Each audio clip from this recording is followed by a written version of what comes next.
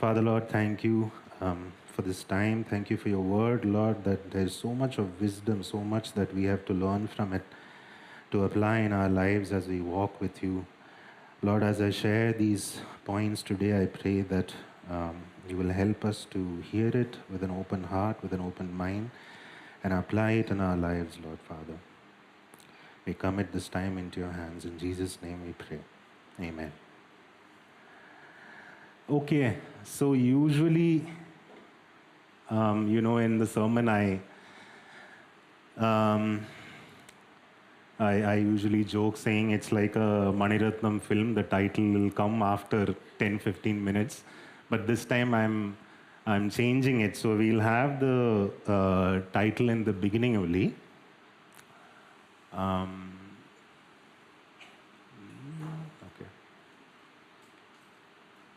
Yeah.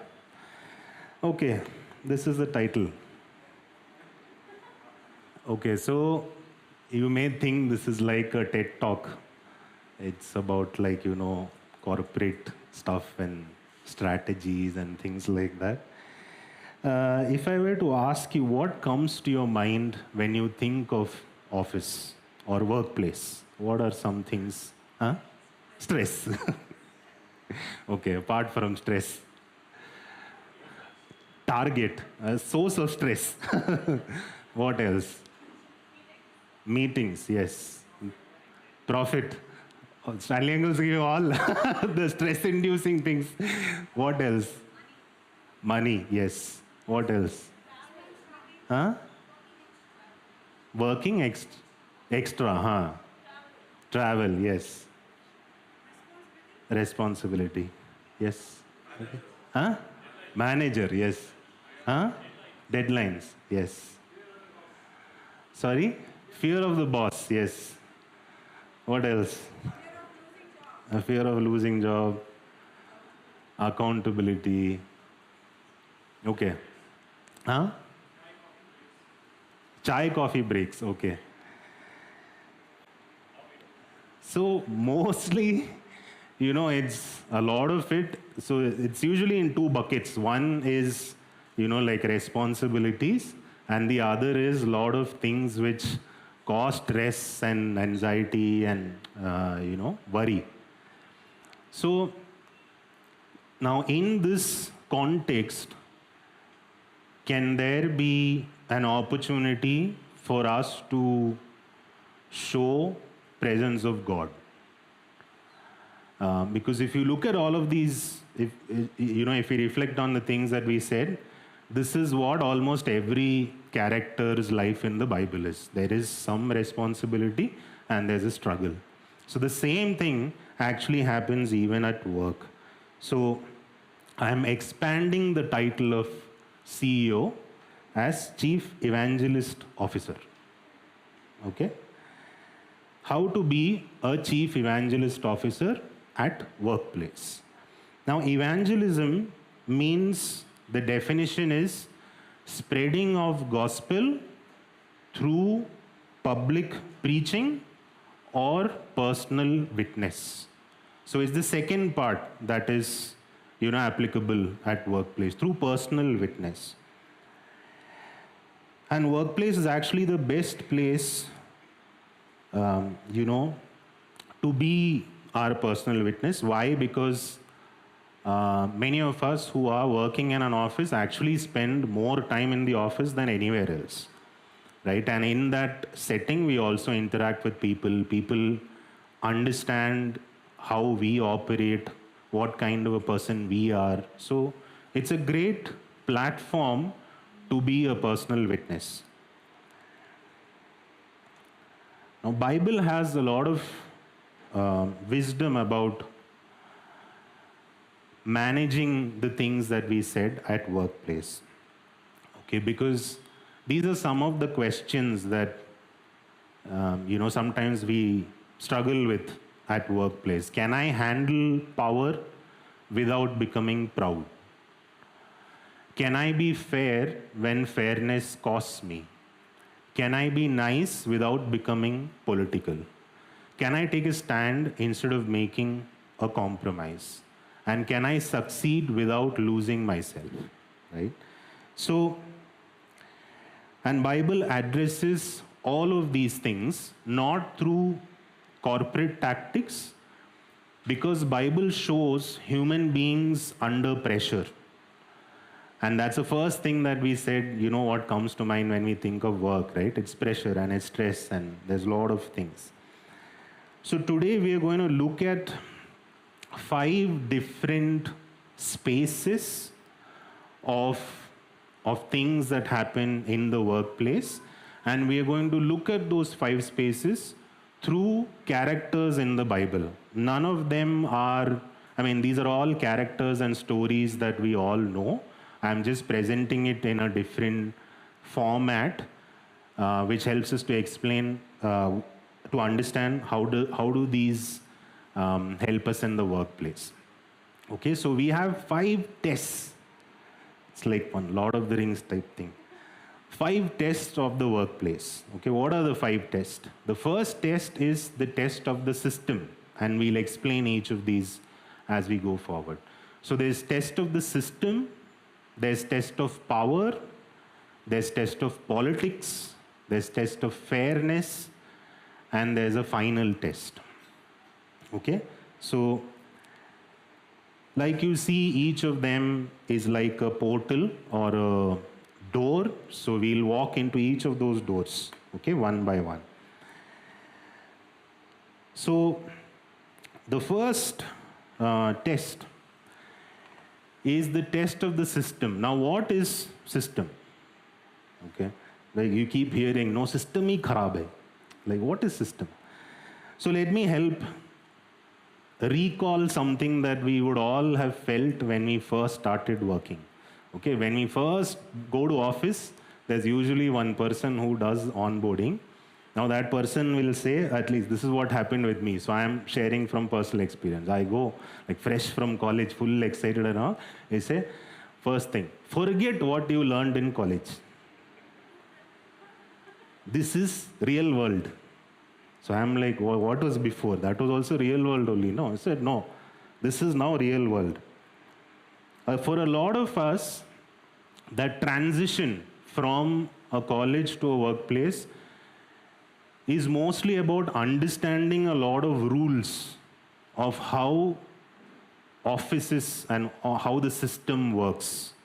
So it's almost like you're going to a new country, right? There are new rules, there's new customs, new tradition. You don't talk like this, you talk like this. You don't do this, you do this.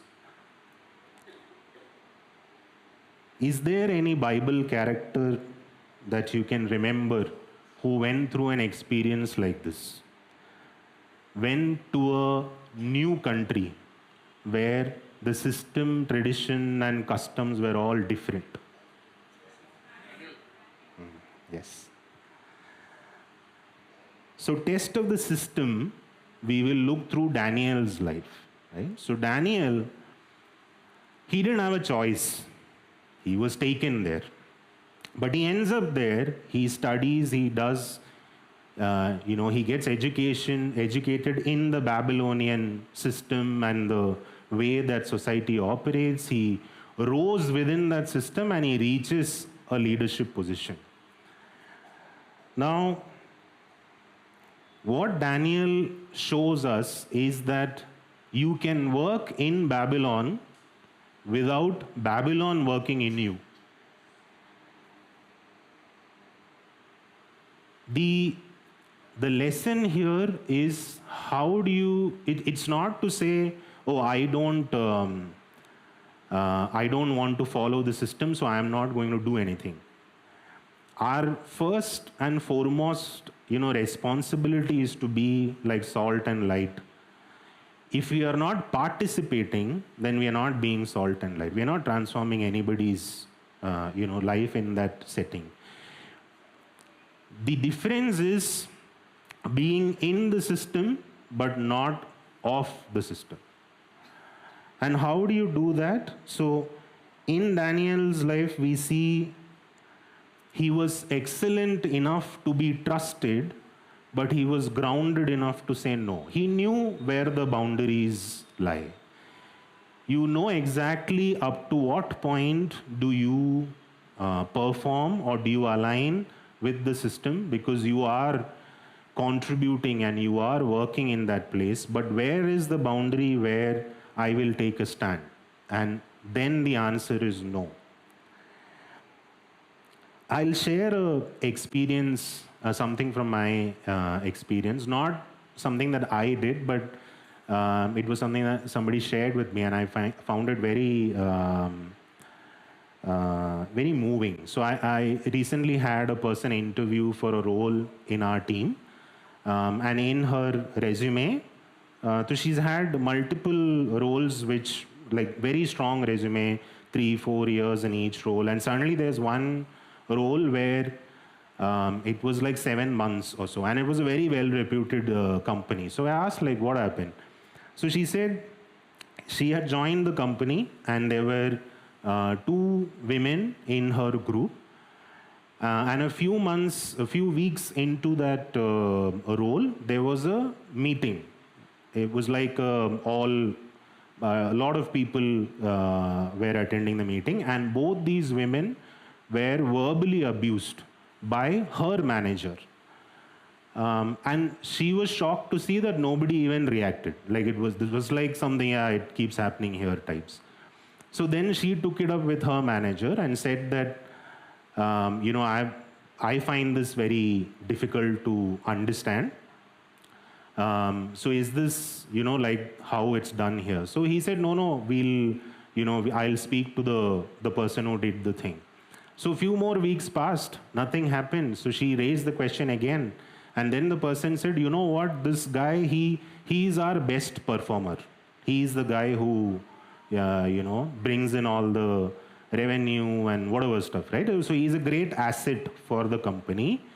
Now, if I take up this topic with him, then, it's not going to go well with him. And also, I want to avoid that conversation. So she understood that this is a place where results matter. How you get those results don't matter, right? That's the inference from it. If you're doing your numbers, it doesn't matter what you do. Everything is forgiven.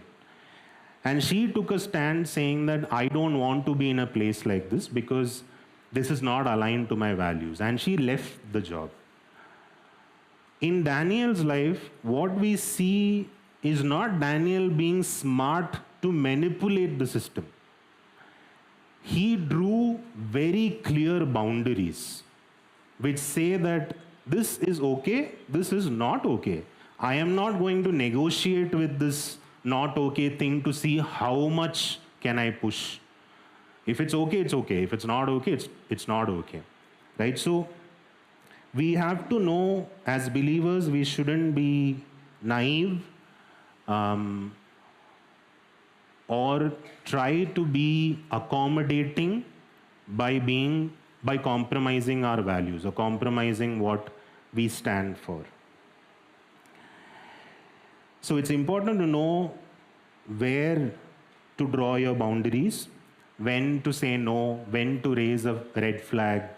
More importantly, when to take a stand and leave if that thing is not getting solved, right? If the situation is not changing. So the test of the system is basically how do you be in the system but not be off the system? How do you work in Babylon but not owned by Babylon? The next test is test of power. So there's a funny saying, if you're in a conference room, a lot of people are there in a meeting, and if you don't know who is the person who makes the decision, who is the person who has the power to make the decision, just see on whose joke do people laugh the loudest, because that is the boss, right? So power at workplace is a very big topic. We look at two aspects of it. One is what happens when someone who has been wronged gets power. and how do you deal with power with insecure people. Okay, so the first one, what happens when the wounded get power? And this is because our office is not, all nice and rosy and, all nice things happening. A lot of bad things happen, right? A lot of times the bad things happen to us. Like somebody, okay, you were promised that you will get a promotion, now a promotion is not coming. Or you see someone else who is far less, involved or engaged in work, they are growing faster than us. Or there's, betrayal, gossip, disappointments, hurt feelings. A lot of these things are there. Now, in many of these situations, people usually look to the leader because that is a person who has power, right? And we'll say, if I were in that place, I will definitely not let this happen. Or if the day I become manager, I will stop this practice. Politicians also do this. Elect me, आपका road एकदम मक्खन जैसा, but nothing happens. So the reason is because a lot of times the wound inside the person is just waiting for the authority. The day the authority comes, they behave exactly the same way. So those who have been controlled when they were in lower roles grow up and become controlling. Those who, were humiliated, they become bosses who operate exactly like that. Which is why the test of power is actually a test of forgiveness. Let's take the example of Joseph, right? Joseph went through a lot of struggles. At the end of the day, he became the second biggest man in Egypt. And he's faced with the same people who's made him go through all these struggles. Now, from Joseph's point of view, he has all the power in his hand to give it back to them, to exact revenge, right? But he does not do that because he has forgiven them. So when a heart that does not know forgiveness operates in a different way when it gets power versus a heart that knows forgiveness. So that's why we say don't let old wounds write new policy. This is what I faced, so everyone will now face the same thing.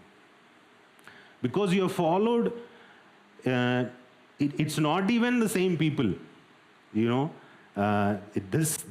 when you become the manager, the people below you are a different lot from who you were, who were there when you were there. But it doesn't matter because that what has been done to you has not been dealt with. So you have to take it out somewhere, and now you have the power, right? So when the wounded get power, it is actually a test of forgiveness. The test of power is actually a test of forgiveness.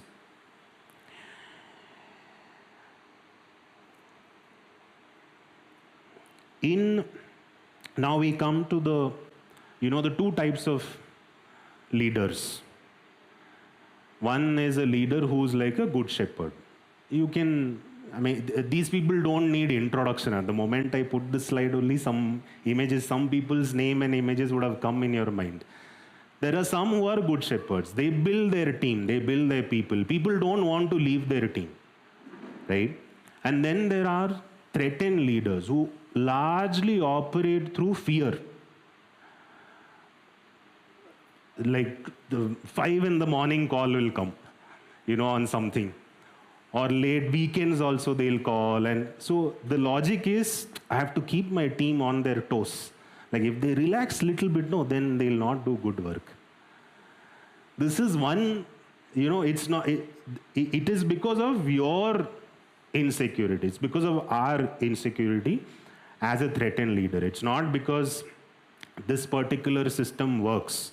A lot of research in, corporate has proved that to create the best performance teams, the number one thing that is needed is autonomy. The person has to feel that I am able to do something on my own. If the manager is always micromanaging, then the team is not going to be a high performance team. It leads to a lot of burnout and things. So recently, I think a few months back, there were some videos of how managers in some banks where calls where they're doing a call with the team, and the manager is like literally abusing everyone in the whole team, right? Because they have targets, they have numbers to achieve, and when that pressure grows, if the manager is somebody who's not secure in that position, then all of that stress and pressure is going to come on the team. Now imagine this video is getting circulated in social media. What kind of witness is that person bearing to the world, right? So it's not about, it's no longer, things that happen in meeting rooms and outside the office nobody knows. The world is not like that anymore, right? So personal witness is a very, very serious thing.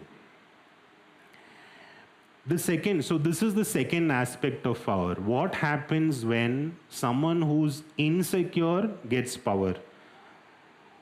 So the example for this is Saul and David. After the war, the army is coming back and there's a song. Saul kills thousands, David has killed 10,000. Now this song is like a poison in Saul's heart. The man who is leading his army to victory becomes his biggest threat.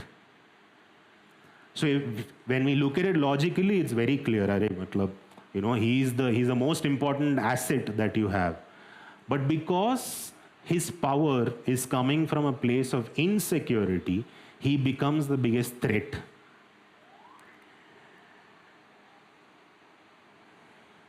So this is a question that we should ask ourselves. Now, if the same thing happens at work, someone in your team is so good that your manager is telling you this person's really good, will we feel proud or will we feel like, now I have to, what if this guy gets promotion, what happens to my role? So if we cannot celebrate the talent of people below us, we can be like Saul to someone's David, right? So all of this goes back to the condition of our heart. So being a leader is not about promoting our own importance. It's about how are we operating as a good shepherd. The shepherd is the person who leaves the 99 and goes for the one lost one. Can we be like that in our workplace? That's the test of power. The third is the most controversial test, the test of politics. Should there be politics at workplace? Yes or no? Yes. How many people think yes? Very few people think yes. So I'm assuming most of the people think no. Okay.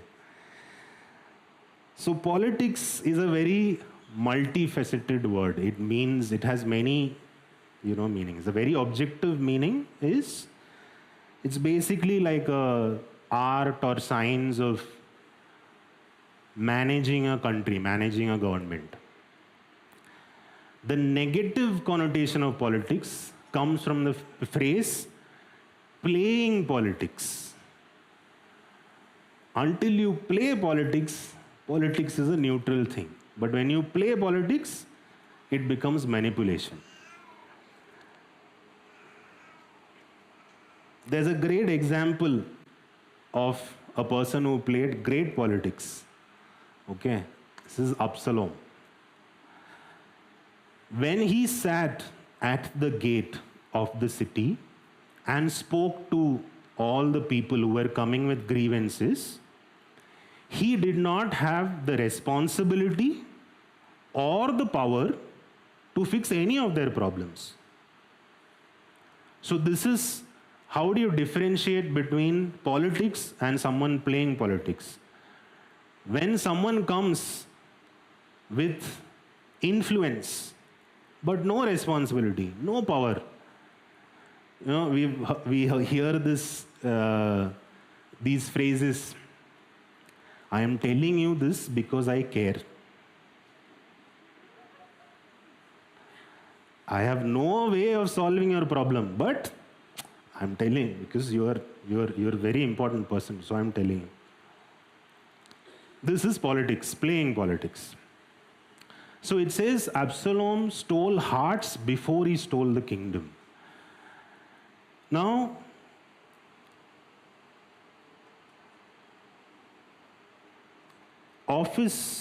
playing politics in the office does not always start with very evil behavior. It starts like what I said, no? I'm saying this because I care. You deserve better. If I were there, if I was the manager, I would have definitely given you promotion. But I'm not the manager. I have no power to influence it. But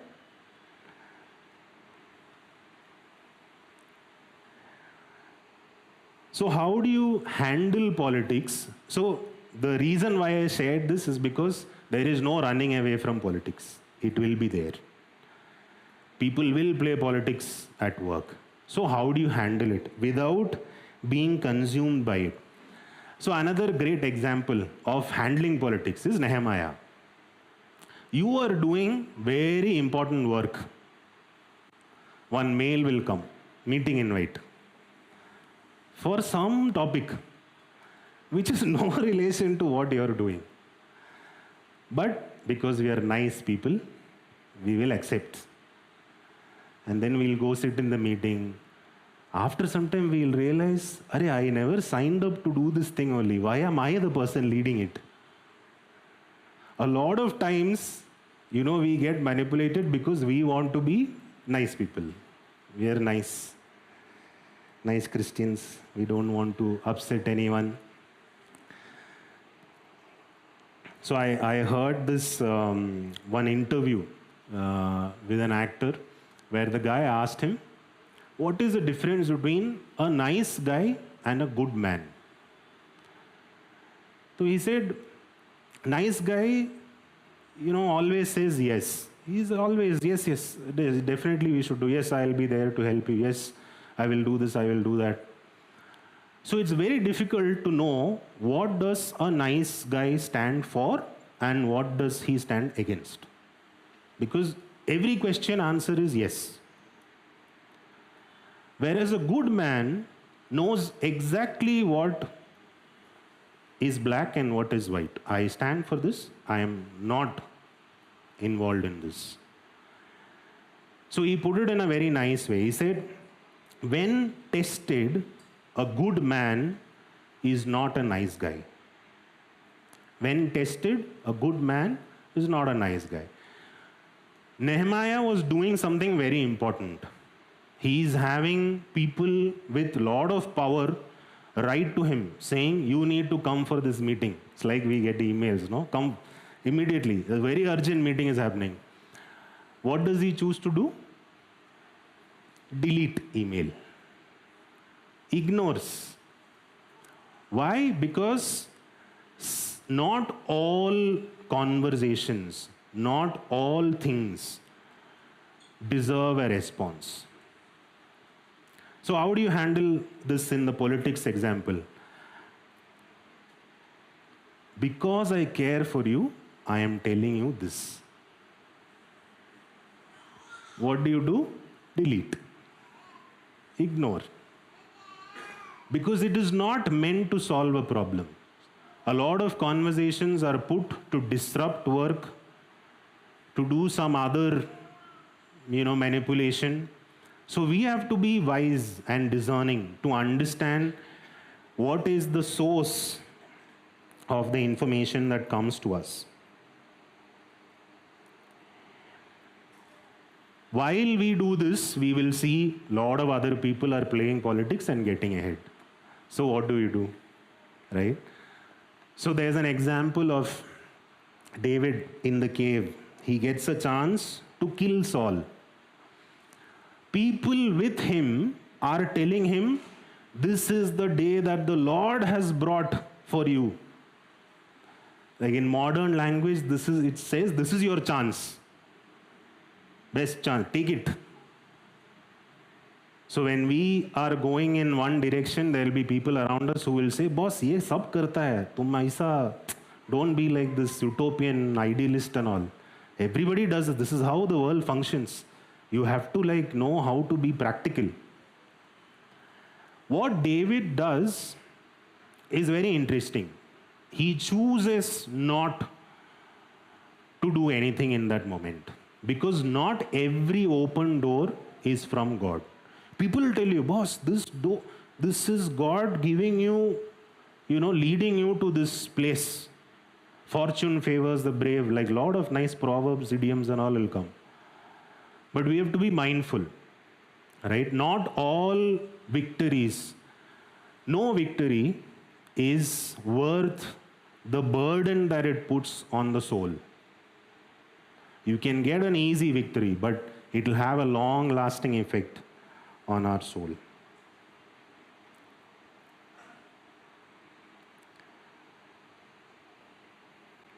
The fourth test is the most difficult, I feel, which is the test of fairness.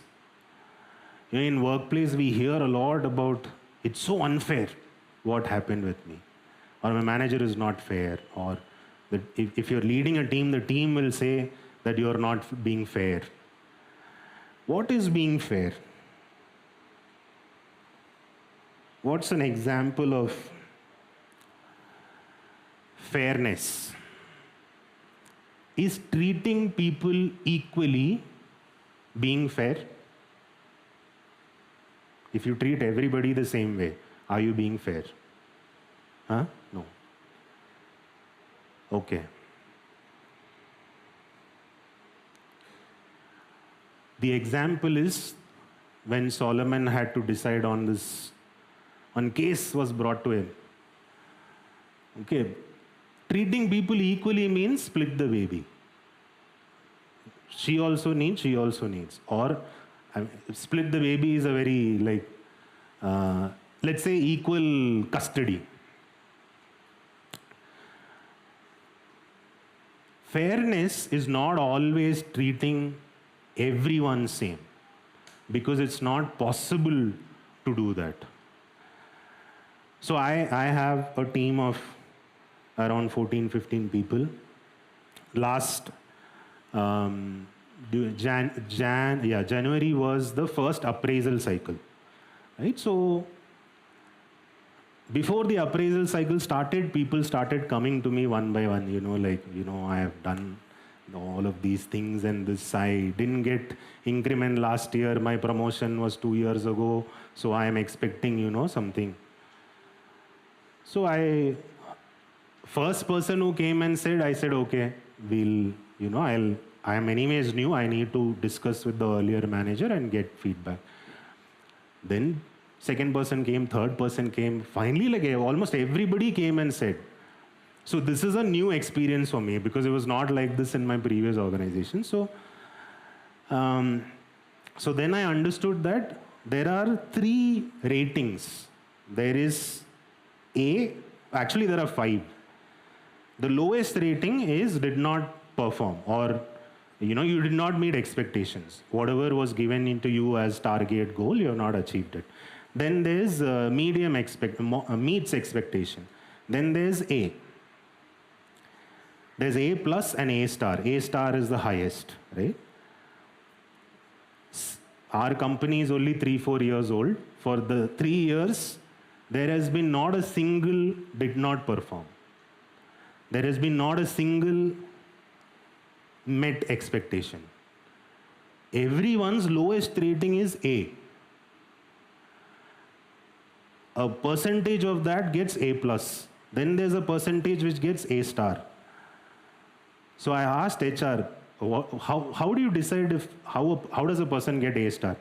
अरे वो बोल रहा था कि वो छोड़ना चाहता है, so we wanted to retain him, so we gave him A star.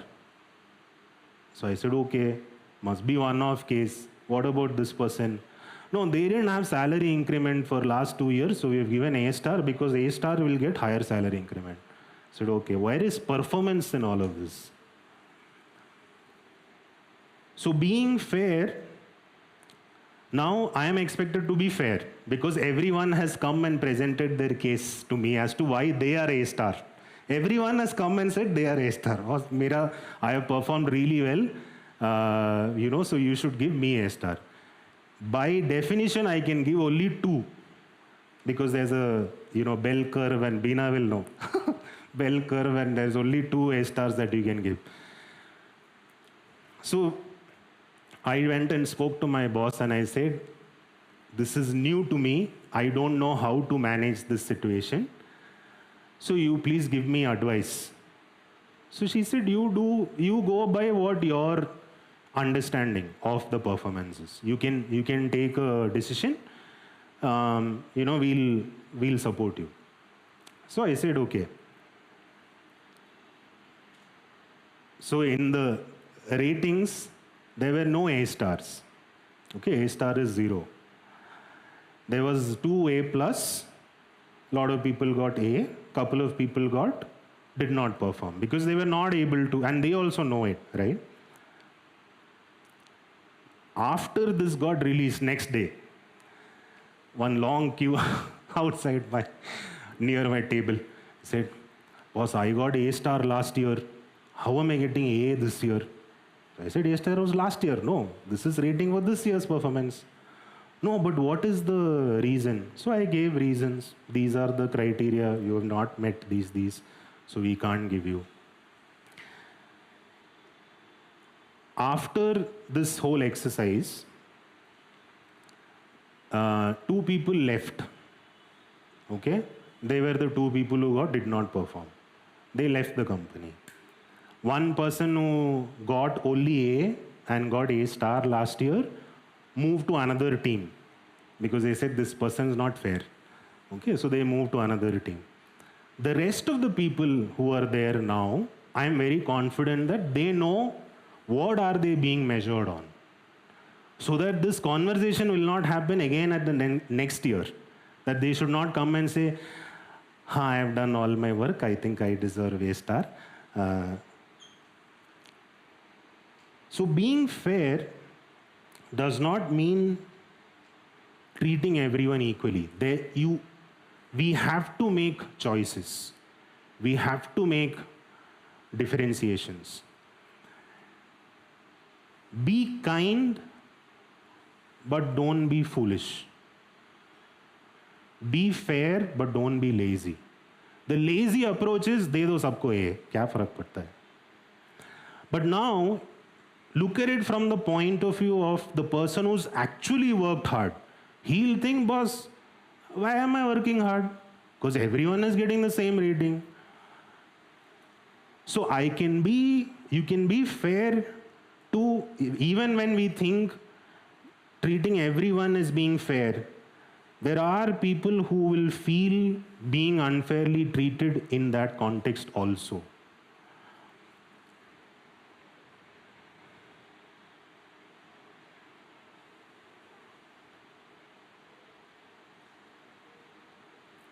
The operating word for fairness is actually justice.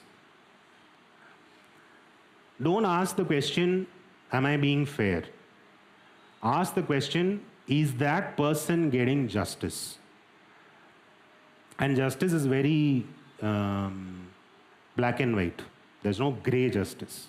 If you have done work, you get rewarded. If you have not done work, you don't get rewarded. Sometimes people mistake being neutral also for being fair. Best way not to, to be fair is don't take a stand. It's the same as everyone getting same rating.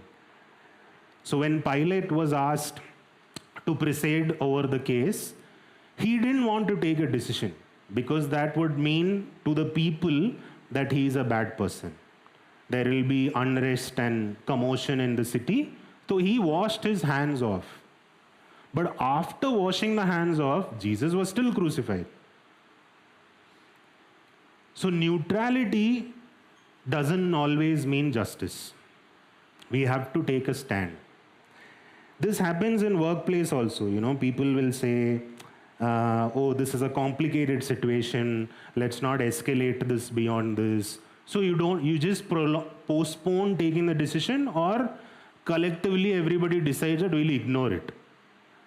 But that is not being fair, or that's not doing something that gives justice. Being a leader often requires courage when everyone else wants a compromise. Right? That's the price of being a leader. So I recently had this experience. We were in a meeting, and there's a gentleman came and sat next to me. He was a new person. I have not seen him before. And this was a review, so he asked very interesting questions. Then later, after the meeting, I asked somebody who's this person? So he said he's come in a new role. He's in a very senior position, but he reached there very quickly because he's very smart and like that. So I said, okay, fine. So 2 days later, I hear that this person is no more. He's passed away because he had a heart attack. And I was just remembering, he was just sitting next to me, 2 days back, right? There comes a point where the designation, the title, the number of years of service, awards, achievements, all of that doesn't matter, right? So welcome to the final test. Why bother? Yeah, 4 tests and all, we'll do ace, everything, and in the end there's nothing. So why should we bother, right? So that is the final test. What is the final test? We can see the end of our journey as the grave, or we can see the last bit of our journey as when we meet him. When we meet him, he is not going to ask, how high did you go in the corporate ladder? What was your last pay package? How big a team did you work with? He is going to ask a different set of questions. The power I gave you, did people see my justice? Right? In the pressure you faced, did they see my courage? In the people under you, did they see my care? In your success, did they see humility? In your leadership, did they see the shepherd? That's the final test, right? So the place where we spend most of our time, the test of that is, did we display Christ in that place? Because God is not concerned only about what we achieve at work or what we do at work. He is also interested in who are you becoming at work and who do you display through what you do. And ultimately, that's what the 5 tests show, or that's the final scorecard, right? Did I show Jesus in my workplace?